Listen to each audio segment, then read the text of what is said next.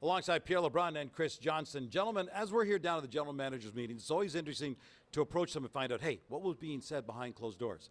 But sometimes the conversations lead us a different way.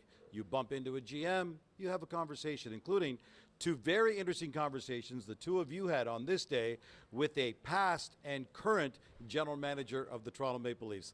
Let's begin with you, CJ. Who did you talk to and what came out?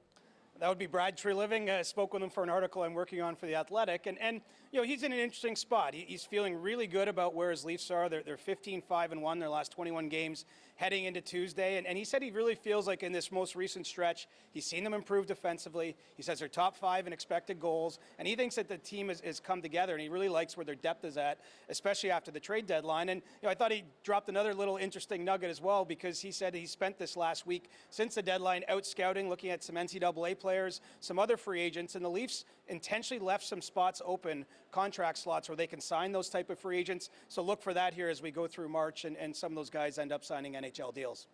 You spoke to the former Toronto Maple Leaf general manager, Dubas, who really hasn't gone public in terms of his departure from Toronto just yet, Pierre. Yeah, and that was really my last question in this sit-down interview for him, because to your point, I asked Dubas, why haven't you addressed it really in a public way? You know, it was a pretty emotional exit from Toronto.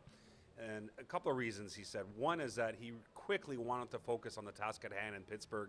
A lot of work ahead there, and he really wanted to focus on his new organization. But he did say also he didn't want to come out, especially if you remember Brendan Shanahan's news conference, which was pretty detailed in everything that had happened.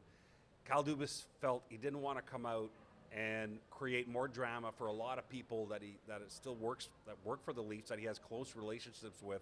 He didn't want to make their life more difficult, so that's why he's kept quiet on his exit. And he said, in the deep, deep future, perhaps he'll have more to say, but for now, that's all he's going to say. And the last thing I would add about the conversation with Dubas, that'll be in my piece on Tuesday, is that, listen, Sidney Crosby, in Dubas's mind, he sees him being a Penguin for life.